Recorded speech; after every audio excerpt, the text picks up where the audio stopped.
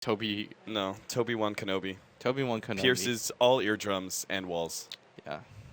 Pugna is the last pickup for MVP HOT6 as a support here. Much that VP can do to make sure that G does well. They just kind of have to play passive on this mid.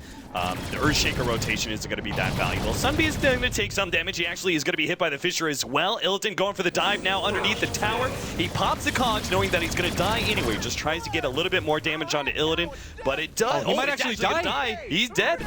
Well played. Sunbee realizing that he was going to die no matter what there, goes ahead and cogs Illidan inside underneath that tier 1 tower, and they are able to get at least a counter kill, even if he's not there for the experience. You're doing a lot of jungling, no need to be in lane anymore, and one of those supports can kind of take the gamble of pushing forward and trying to get that solo experience. But Heen, in his trial there to try and get out an early ward, it's a good laning ward to have, but unfortunately he got spotted out by another laning ward from VP. They actually replaced the tower essentially with the ward, and that's what gets them that kill. That was really smart of them to do, just so that they could see about that one. And if they're not careful, yeah, God's actually going to spot out this stack. He could go for it, but first he wants to utilize this haste rune to be able to get the kill onto the Pugna. Now he has a Decrepify, and it's going to try and TP out, but it's not going to be enough. Decrepify just doesn't last long enough. God gets the last right click for a double kill. And Virtus.pro, very early lead here. Rupture getting laid out. Looks like Forev really wants to go for this kill on FNG. Did he block out the Bloodseeker? He did. Beautiful setup. And now, looks like FNG will perfectly survive. The snowball goes out, but Forev obviously way far out.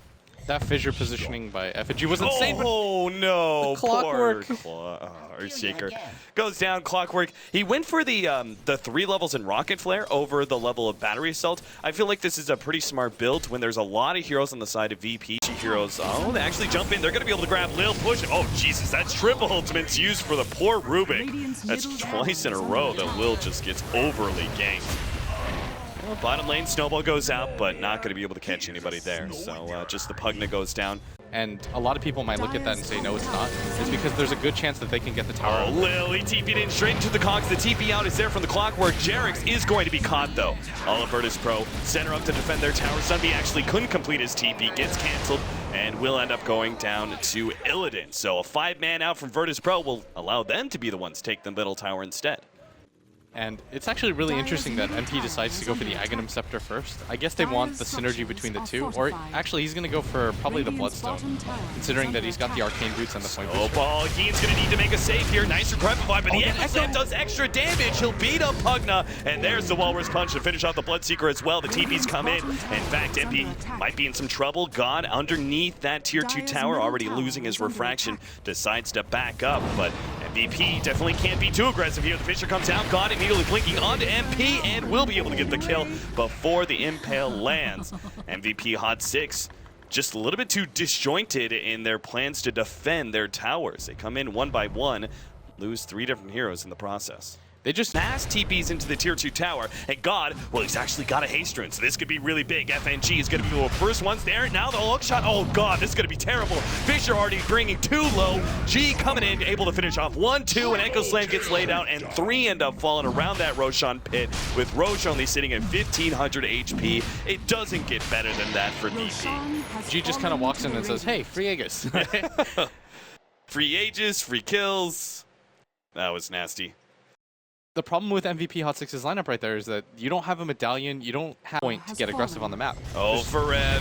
Echo slams immediately. They're willing to pop that ultimate just to finish off the Bloodseeker, especially when they're already pushing in both top and middle lane. Now, the Earthshaker's going to go back to defend. He already used his Echo Slam anyway, so he'll try and stop the TP back of Lina, or at least protect that tier 3 tower. Meanwhile, his allies putting pressure on the tier 3 at top lane. Sunbee already jumping onto Illidan, who pops his BKB, and now turns and fights Sunbee. Sunbee will go down quite easily. Jarix already slowed down. Snowball will pull the Gyrocopter forward in order to get that kill. He trying to heal up his allies and kill the enemy with a single target focus, just not going to be good enough. Bloodseekers comes back, and looks like they'll be able to take out the Templar Assassin's Aegis, but that seems to be about it.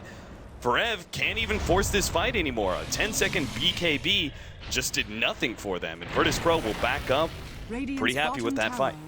Yeah, they're going to be incredibly satisfied with how... Lil almost found a pick off on that Lion bottom lane, but a Hex TP out does get him away. Heen, and then G is going to commit the Echo Slam. He immediately gets ruptured and force taps himself away. TP's out. He's good. Call down. Also zoning away a lot of MVP HOT6. In fact, it's going to get a kill on Sunby. Now they're going to preserve for more. Illidan is trying to just right-click these heroes down, and with the trap, he will be able to catch up to MP. Gets that kill, and Jarek's, well, healed up by the Bloodstone, will start backing himself up. Turns to go for God, hexing him away, but now there goes the Ice Shards to try and block him back to his retreat to the Fountain. God moves forward, right in front of the Fountain, gets the kill.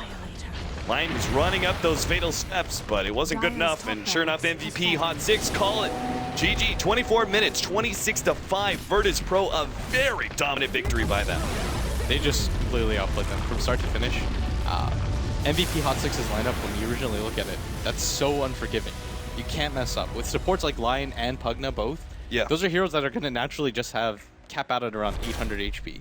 Even if you decide to do the Sing Sing Vibe Bracer kind of thing, and Lil sells everything and he buys 5-6 mangoes, but